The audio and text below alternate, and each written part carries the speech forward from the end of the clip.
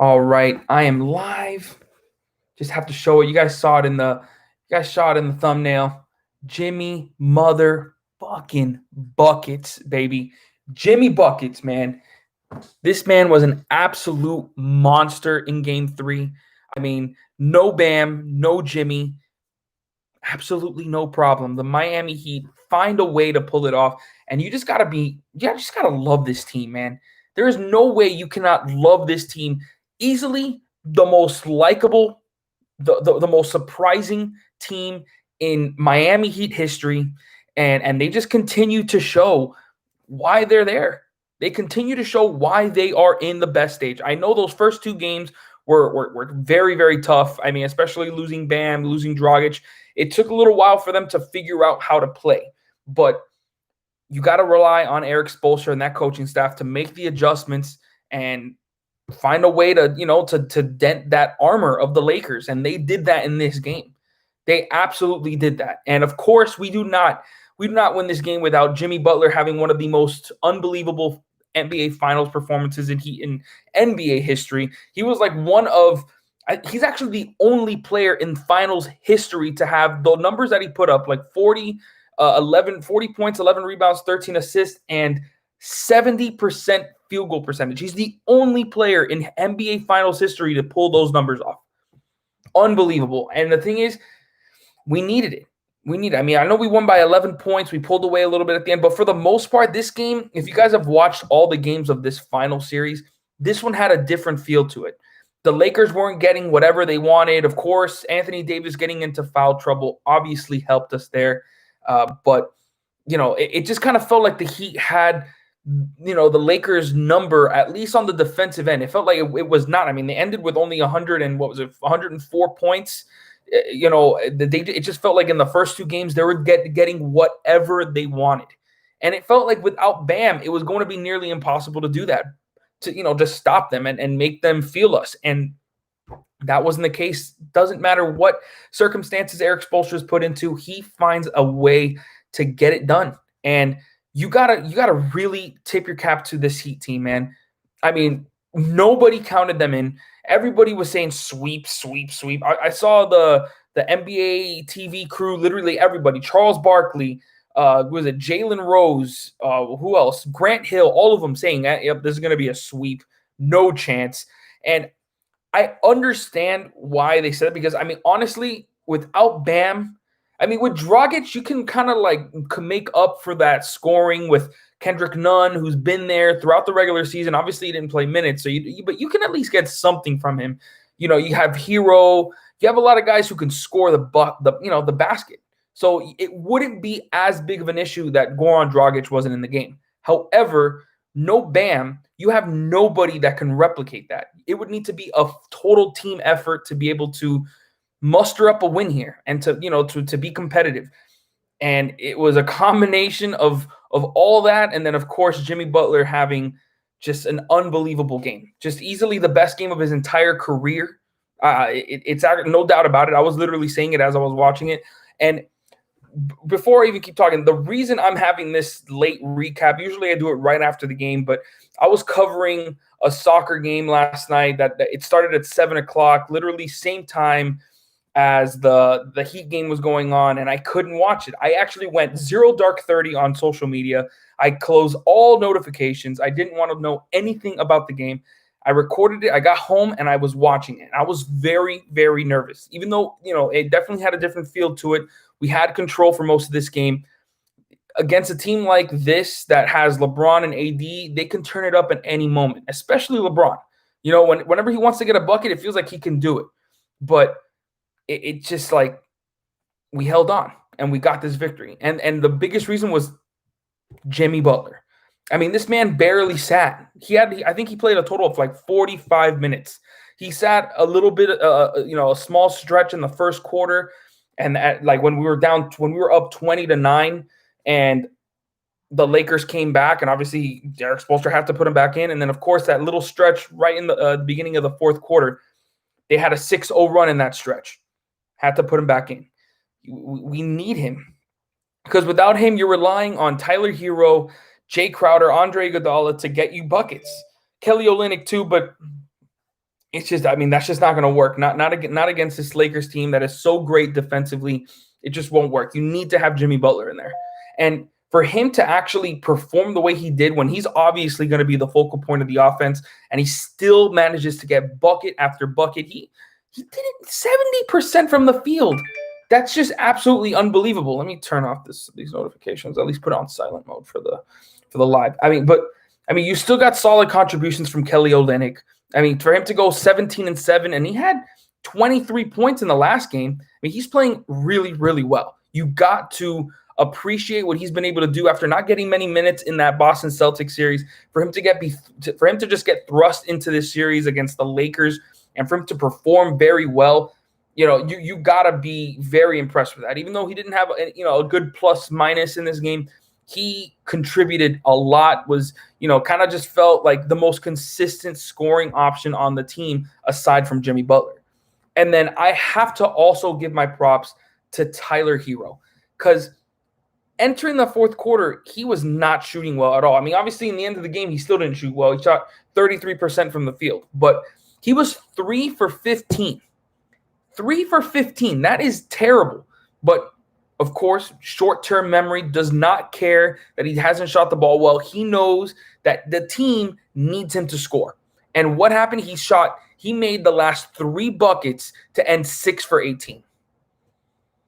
That's a star in the making right there, man. Because you cannot expect a 20-year-old to carry your team on the offensive load, but you can, when he has that X factor, you can't expect him to come up with big buckets. And he did that. And what about that look on his face when he got the N1 on Rajon Rondo? I had to replay that a couple times. I was just so hyped. I was like, I'm not even going to try to do it. I mean, I can't do it. I can't do the face, but man, Tyler Hero, he's a real one, man. He is a real one. Comes through huge at the end of that game, And Duncan Robinson too. I mean, he didn't shoot the ball well. He was 3 for 10. He can obviously do way better than that, but he was a team best plus 27 in this game. Plus 27.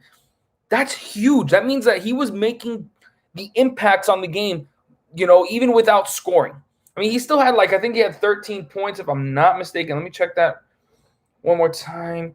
Yes, he had 13 points, but he also had 5 rebounds and 3 assists. 2 steals and a block. That's what you want to see. That's what you want to see from Duncan Robinson. Even though he's not, he shoots 10 3-point attempts. You want that. Even if he's not making them all, you want him to be shooting that ball because of the gravity that he, emits on that court. It opens up so many things for everyone. And he's getting so good at finding the passes whenever they blitz him that it's literally to the point where they can't do that as often. They can do a switch, but they can't just blitz him with 2 guys because he finds the open man off those double teams so often. And I'm just so happy that he was able to impact this game in a big way, even though, he's not scoring, which is where you would expect him. If you say Duncan Robinson was a plus 27 in tonight's game, I would assume he scored 20-something points. I would just assume that because that is how Duncan Robinson affects these games. But that is not what he did in this one. He did that one play where LeBron James was coming down the floor. I thought he was it was on a fast break. I thought he was gonna give it to AD because Tyler Hero was picking him up, but he tried passing it to the corner. I don't know who was there, but then Duncan Robinson just nonstop hustle to bat that ball away, and it ended up going off of one of the Lakers players. That's the epitome of this game right here. They emptied the tank, did what they needed to do to get this win. And another guy that I need to shout out, Myers Leonard. Myers Leonard has given us such great minutes, and in this game, he played 13 minutes. Not a lot of minutes. Obviously, he just started the first quarter, and then started the halftime, started the third quarter. So to relieve Kelly Olynyk of heavy minutes. And he came up big in those minutes. He was up plus 13 in those 13 minutes. Just his activity on the defensive end. I mean, he's not the fastest, not the most athletic, but he is the best communicator on this team. He gets guys in the right positions. He tells everybody what's going on, and you need that. And then when you put in the fact that he was shooting the ball well. I mean, once again hitting a 3-pointer. What did he score? He didn't score that much. 7 points though. 3 for 3. 7 points, 3 for 3. Can you ask for anything more from Meyers Leonard, who hasn't played a single minute these entire playoffs? We weren't even expecting to see him these entire playoffs. We were like, he's kind of a no-show. But with what he's doing now, I mean, obviously he's not going to get a lot of money in the offseason, because he's kind of like just a backup big. But he can bring him back, have him off the bench. And he is such a great team player. Because even when he's not playing, he is active on the bench, encouraging players. He's a smart player as well. So whatever he sees on the floor, he's going to let his team know. And that is just so valuable on this team that it's hard to really put it 100% into words. Like, I'm a super big fan of Meyers Leonard, even though he doesn't give you like big time stats. But he comes through for you when you really, really need it. Now, on the Lakers side, I know it definitely helped the Miami Heat that Anthony Davis got into foul trouble, but that was in big part due to their defense. They drew a lot of offensive fouls, like that one that Kelly Olynyk, who is easily the best charge, like the guy, he just lays it out for his team and draws those charges. He's the best on the team that does that.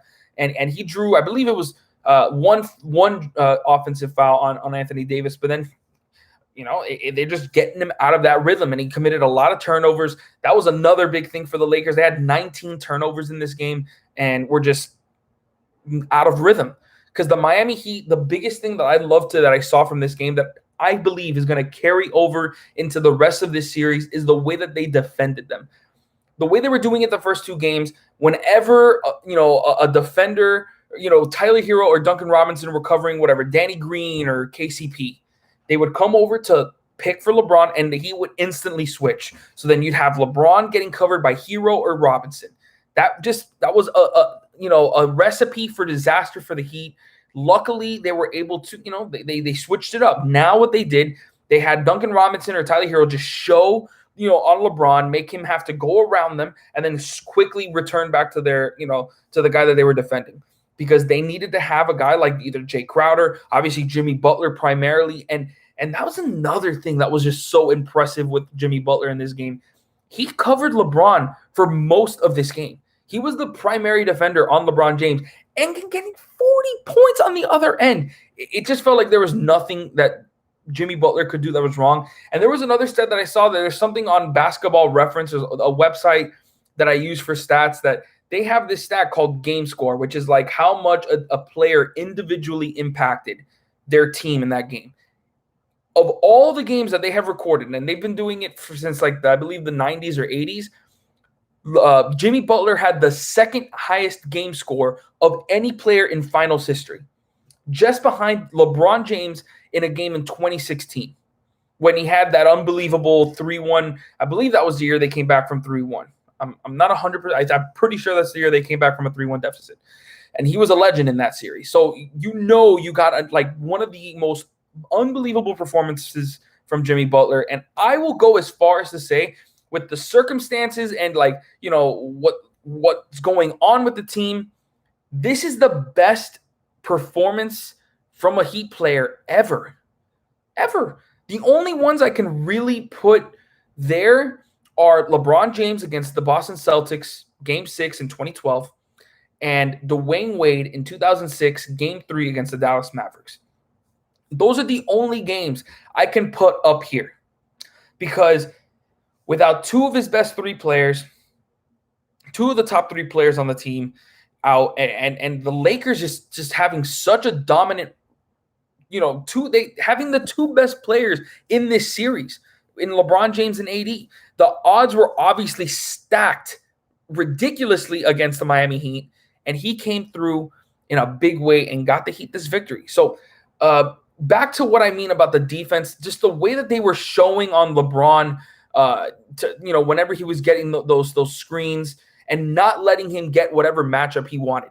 That is going to be extremely key in getting back into this series, because they cannot allow those switches to happen.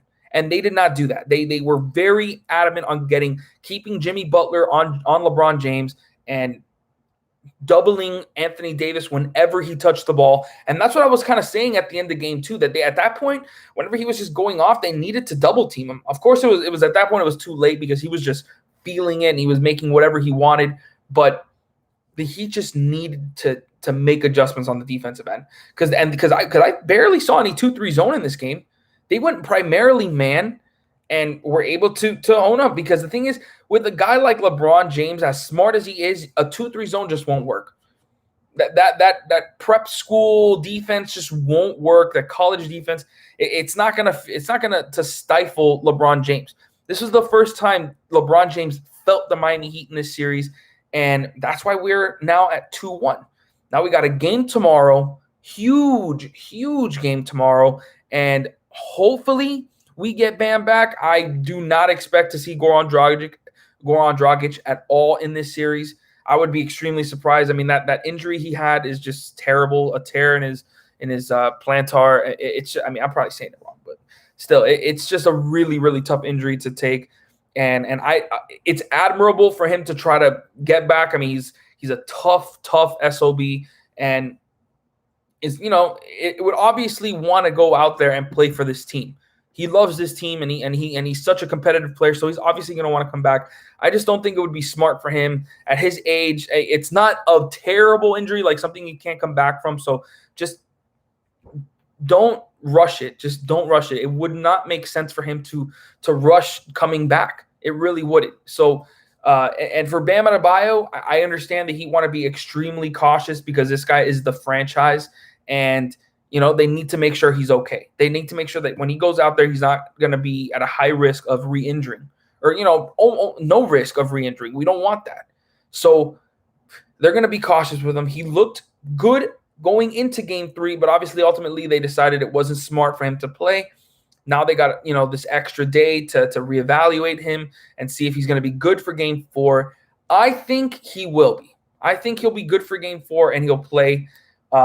Of course, I don't know. I don't have any inside sources, but I do believe he'll be playing in game 4. And if he does, along with the challenges that the Heat have overcome, I feel like they can get back into this series and make it 2-2.